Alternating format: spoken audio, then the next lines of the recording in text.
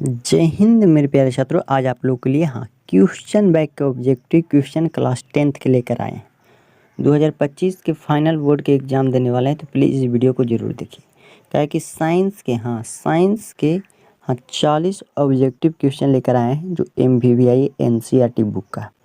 चलिए, अगर साइंस में 40 नंबर लाना चाहते हैं, साइंस में 40 ऑब्जेक्टिव में नंबर लाना चाहते हैं, तो प्लीज़ वीडियो को ज़रूर देखिए। देखिए, प्रश्न नंबर 1 क्या कह रहा है कि स्पेक्ट्रम प्राप्त करने के लिए किसका उपयोग किया जाता है? कांच के सिल्ली को, कि अवतल दर्पण को, कि उत्तल दर्पण को, कि प्रिज्म को। तो आप लोग याद रखिएगा कि स्पेक्ट्रम प्राप्त करने के लिए प्रिज्म का उपयोग किया जाता है। प्रश्न नंबर कि बिल्कुल राइट आंसर डी हो जाएगा।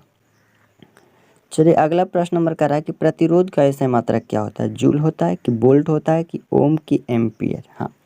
तो आप लोग याद रखिएगा, प्रतिरोध के ऐसे मात्रक ओम होता है, विद्युत धारा के एम्पियर होता है, जरूर याद रखिएगा। चलिए, चौथा नंबर प्रश्न करा है कि परिपथ में विद्युत धारा की माप किससे की जाती है?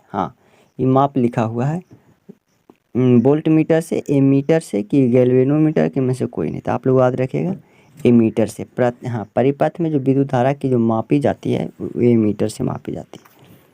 MVVI ऑब्जेक्टिव क्वेश्चन करा कि दाढ़ी बनाने में कौन सा दर्पण प्रयुक्त होता है? समतल दर्पण, की अवतल दर्पण, की उत्तल, किनमें से कोई नहीं। तो आप लोग याद रखिएगा अवतल दर्पण का उपयोग किया जाता है। दाढ़ी बनाने में अवतल दर्पण का उपयोग किया जाता है।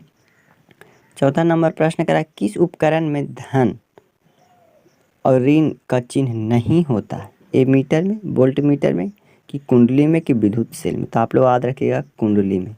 MVVI ऑब्जेक्टिव क्वेश्चन है। चलिए, सातवां नंबर प्रश्न करा सरल सूक्ष्मदर्शी में किसका उपयोग किया जाता है? अवतल दर्पण, उत्तल दर्पण, अवतल लेंस, उत्तल लेंस।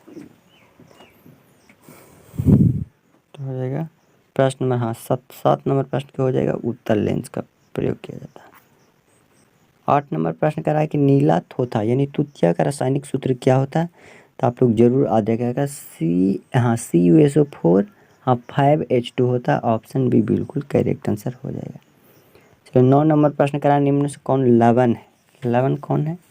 तो आप लोग याद रखिएगा K2SO4 बिल्कुल करेक्ट आंसर हो जाएगा। 10 नंबर प्रश्न करा कि नाइट्रोजन अणु में कितने सहसंयोजक बंधक होते हैं? नाइट्रोजन के अणु में 1 होते हैं, कि 2, कि 3, कि 4। तो आप लोग याद रखिएगा कितना होते हैं? 3 होते हैं। चलिए, 11 नंबर प्रश्न करा है संगमरमर का रासायनिक सूत्र क्या होता है? आप लोग कमेंट करके जरूर बताइए। चलिए, अगला प्रश्न है वन संपदा एक उदाहरण है क्या?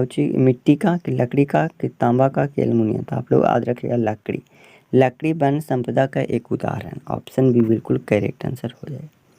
अगला प्रश्न करा चीनी का रासायनिक सूत्र क्या होता है? तो आप लोग याद रखिएगा C12 होता है, H22 होता है, और O11 होता है। आप लोग जरूर याद रखिएगा। चलिए, अगला प्रश्न नंबर कह रहा है कि सोडियम कार्बोनेट के जलीय घोल में मिथाइल ऑरेंज का घोल मिलाने पर घोल का रंग परिवर्तित हो जाता है। कैसा? पीला हो जाता है। कैसा हो जाता है? पीला। चलिए, अगर श्वासपोशी के लिए आवश्यक है CO2, कार्बन डाइऑक्साइड, क्लोरोफिल, सौर प्रकाश, की सभी। तो आप लोग याद रखिएगा सभी। सारा ऑब्जेक्टिव क्वेश्चन NCERT बुक का। इंसुलिन की कमी से होता है, इंसुलिन की कमी, देखिए विटामिन डी की कमी से घेंघा रोग होता है, लेकिन इंसुलिन की कमी से होता है मधुमेह रोग।